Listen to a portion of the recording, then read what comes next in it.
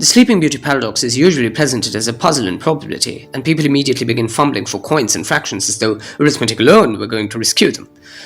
But I suspect the real disturbance occurs somewhere else entirely. It occurs in language, in memory, and in that most presumptuous of pronouns, I. Consider the sentence, I am awake now. It's a perfectly ordinary one, made up of 4 words, humdrum even. It's the sort of thing one says before coffee, yet under the conditions of the paradox, it becomes positively unstable.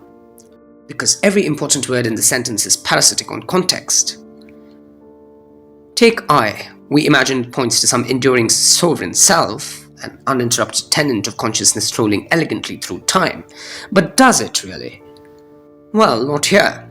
Ordinarily, meaning behaves itself, context remains stable, memory persists, and words obediently point where we expect them to. But remove continuity, erase memory, and suddenly meaning depends upon something more fragile, which is how exactly are the indexicals being resolved? Sleeping Beauty wakes, memory erased, and utters once again, I am awake now. The curious thing is she cannot distinguish this awakening from any previous one because there is, by design, no previous one available to her.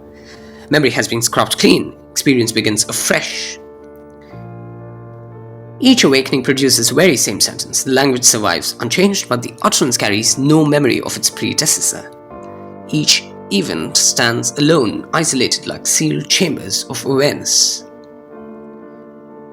Ordinarily, we presume continuity, the same speaker today as yesterday. But in this setup, the I becomes local. A speaker instance, or an occurrence rather. Identity becomes event-bound rather than continuous. And then there is now, which is another innocent fraud. We imagine now as stable until we realize that every awakening possesses its own now, sealed off from the others. Monday awakening, now. Tuesday awakening, also now. The sentence survives unchanged while its reference migrates beneath it.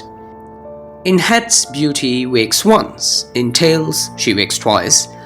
3 awakenings populate the landscape of possible experience, and each contains the identical utterance, I am awake now.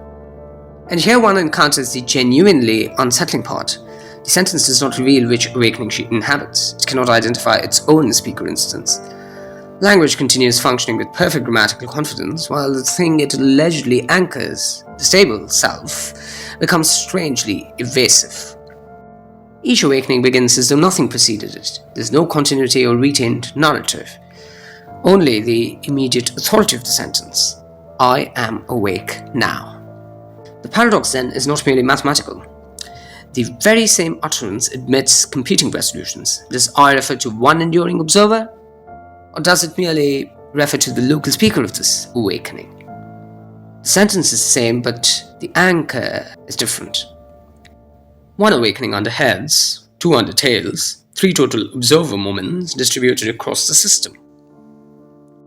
And so when Beauty asks, what are the odds this was heads? She's reasoning from an utterance that cannot distinguish its own location within the systems. She's not merely counting coins. The language remains singular. The reference does not. I fractures across indistinguishable awakenings. Now disperses into isolated moments. And yet the sentence persists with unnerving confidence. I am awake now. And that, ladies and gentlemen, is why one wakes in this paradox, faintly uncertain of oneself.